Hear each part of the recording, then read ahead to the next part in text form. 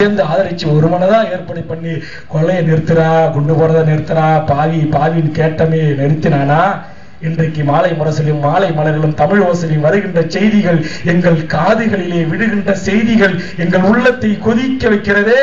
இன்னும் எத்தனை முத்துக்குமார்கள், எத்தனை தமிழ் வேந்தன்கள், எத்தனை ஆனந்தங்கள், எத்தனை எத்தனை குமரேசன்கள், அமரேசனங்கள், ரவிச்சந்திரன்கள், பள்ளிப்பட்டு ரவிகள் நாங்கள் தீக்கரை ஆக்கி எங்கள் உடலை நாங்கள் தீக்கரை ஆக்கிக் கொள்வது.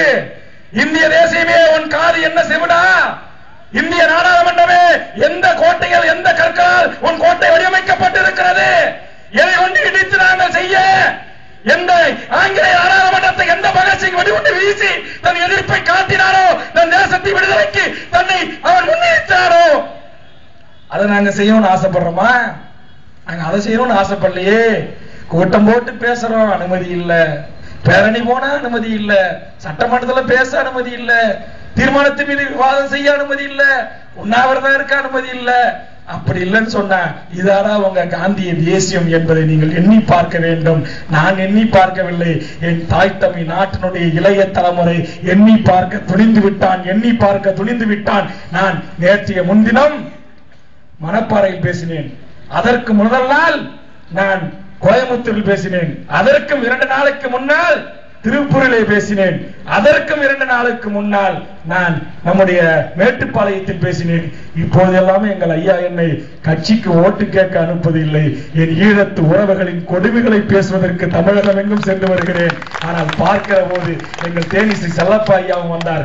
மணப்பாறையில ஒரு 200 இளைஞர்கள், எல்லாம் அரும்பு மீச முளைக்காத இளைஞர்கள், அதுவும் சர்ச்சில போய் தொண்டு செய்கிற என் கிறிஸ்துவ சகோதரர்கள். அவன் உள்ளத்தில் இருந்து எழுந்த அந்த வெறி, அவன் உள்ளத்தில் இருந்து வெடித்த அந்த வரிகள், ஈழ விடுதலையை ஆதரிப்பதற்கு அவன் தன் உள்ளத்தில், தன் நெஞ்சத்தில், தன் இதயத்தில் பிரபாகரனை வரைந்து வைத்திருக்கிறான். இந்திய அரசாங்கமே, காவல்துறையே, அவன் மார்பை கிழித்து அவன் இதயத்தை கிழித்துத்தான் நீ கைது செய்ய வேண்டும்.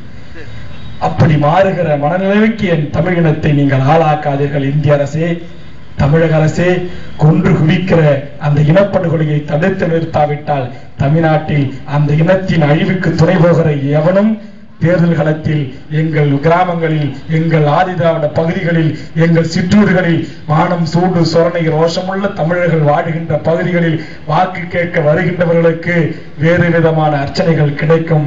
இந்த தமிழினம் அதற்கு தயாராகி கொண்டிருக்கிறது.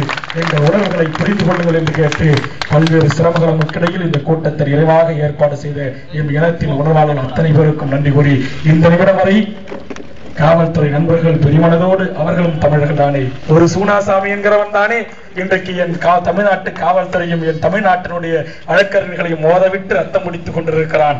அப்படிப்பட்ட காவல்துறை இதுவரையிலும் என் பேச்சுக்கு தடை போடாமல் அனுமதித்திருக்கும் நன்றி சொல்லி, இவ்வளவு நேரம் ஒருவர் கூட எழுந்து இடம் மாறாமல் என்று என் முறையை செய்யமடித்து கேட்ட எம் ஈழத்து விடுதலையை ஆதரிக்கிற என் தமிழ் நெஞ்சங்களுக்கும் கோடான கோடி நன்றி கூறி முடிக்கிறேன். நன்றி, வணக்கம். ஒரு நிமிடம். இங்கே பெரியார் திராவிட சார்பிலே இனி என்ன செய்ய